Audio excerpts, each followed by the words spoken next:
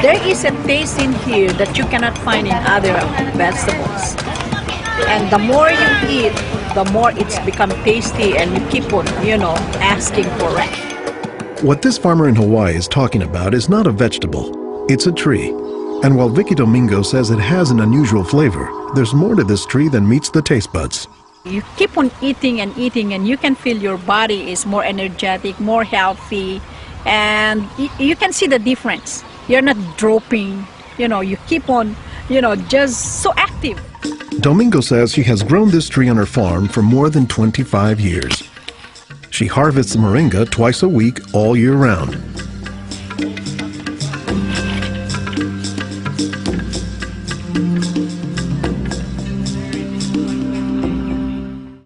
Domingo says there are many nutritional and medicinal uses for moringa.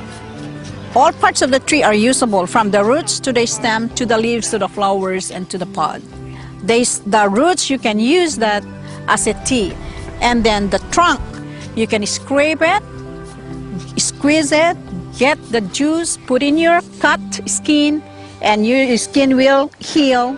Dr. Will McClatchy is an ethnobotanist at the University of Hawaii. He studies the ways that humans interact with plants. Moringa is one of these trees that is a multi-purpose plant that fulfills such a high percentage of kind of basic needs that when people get used to using it, they really can't see what it's like to live without it. And many cultures don't. Today, moringa is used as a remedy and, in essence, a multivitamin in many of the world's warmest regions. Moringa is used widely in Africa and South Asia, and it's been introduced into South America and Central America, where it's also being used. So, this is not just a plant of a single community. This is a plant that really does do extraordinarily well in some of the most difficult areas, in areas that are very hot, areas that are very dry, areas where other things are very difficult to cultivate. I don't think they're actually the most attractive tree. They're more a tree that you look at and you sort of love the way you love a scruffy friend or a scruffy dog, because the branches sort of splay here and there, and they get burdened down with huge quantities of fruits on them. And that's actually what makes the tree so remarkable, is that it's such a generous tree. And that's because people have found multiple uses for so much of the tree, including its seeds. They're full of oil. You press the seeds, and then this wonderful aromatic oil comes oozing out, which you can use for cooking, you can use for cosmetics or lubrication or whatever. And the cake, the press cake, the stuff that's left over after pressing the seed, that is what's used for water purification. Water purification, Olson says, is especially useful in developing countries where clean water is hard to come by. But the benefits don't stop there.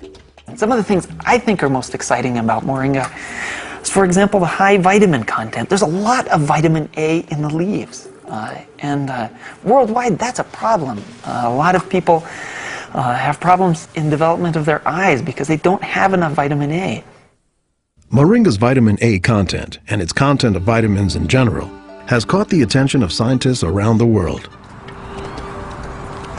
So I started to read about moringa, and I was absolutely amazed about the richness in nutrients, in many antioxidant compounds, in vitamins. Dr. Monica Marcoux is a pharmacologist who has studied many plants. She has done extensive research on moringa and says it has significant nutritional potency. This subject is one of the topics of her recently published book, Miracle Tree.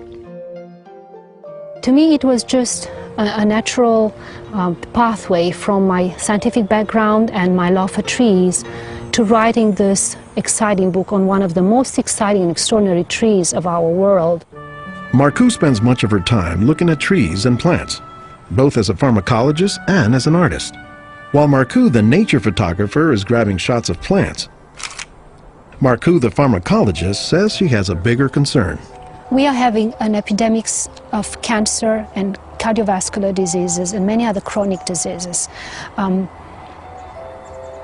It's because we basically do not eat what we are supposed to eat.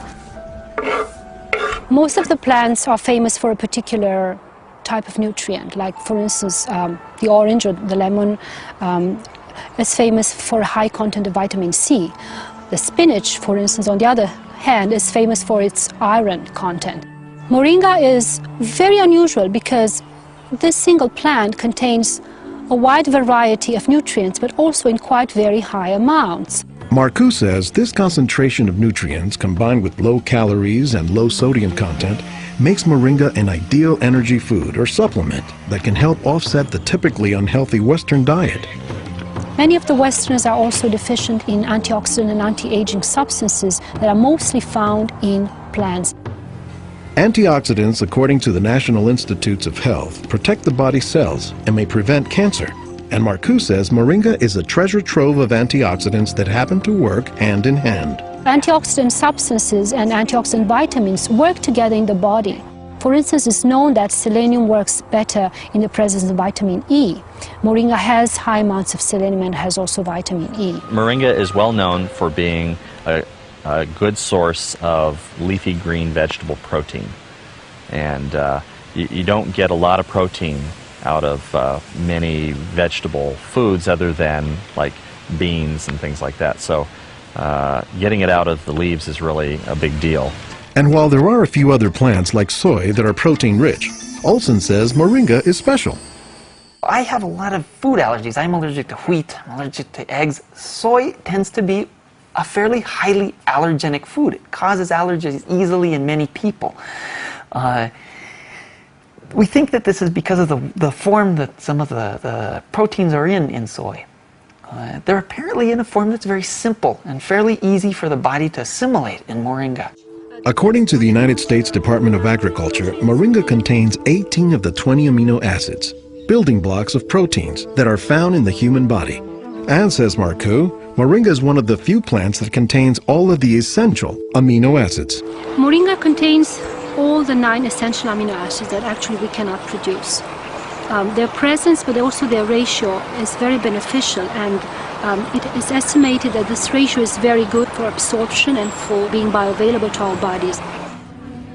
In most of sub-Saharan Africa, any baby has a 20% chance of dying before he reaches the age of 5. In some countries, up to 40%. And even those who survive past the age of 5, up to half or more will suffer from malnourished physical and mental development. As the former regional representative for Church World Service in Senegal for 16 years, it was Lowell Fugley's mission to help local clinics develop ways to save children at risk to malnutrition. So Fugley went to work, both planting moringa trees and, more importantly, educating healthcare workers on how moringa can help stave off malnutrition.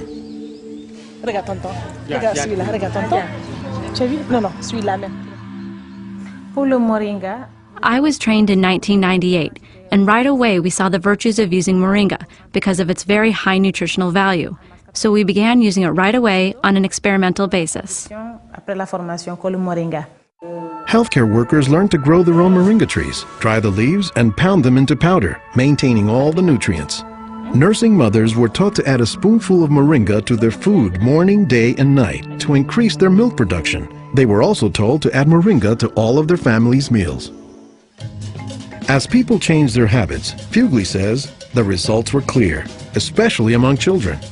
They'll look happier, they'll have more energy, they'll smile. Where they came to the clinic limp, eyes drooping, no energy. And within 3 weeks, you see them bigger, healthier, and smiling. We observed that it was much more effective than the classic system we had been using, which was based on imported and costly products, such as milk powder, sugar, and vegetable oil. With moringa, people can go into town and find it themselves. Our diets are pretty bad, although they are improving. But one of the reasons they're improving is because we're starting to adopt more and more of these kinds of plants. I've been in villages where the only trees that survive and grow well are Moringa oleifera, which is really amazing when you consider how many useful things the tree provides. Moringa it comes very close to being a perfect source of nutrients in terms of variety and concentration. So that is, I think, very unique about this moringa tree.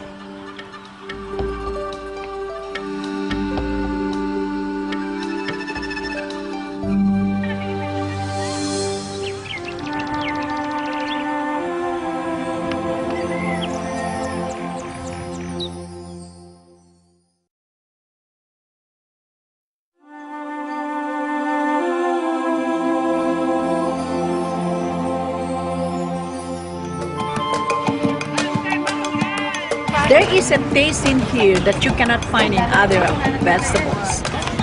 And the more you eat, the more it's become tasty and you keep on, asking for it. What this farmer in Hawaii is talking about is not a vegetable, it's a tree. And while Vicky Domingo says it has an unusual flavor, there's more to this tree than meets the taste.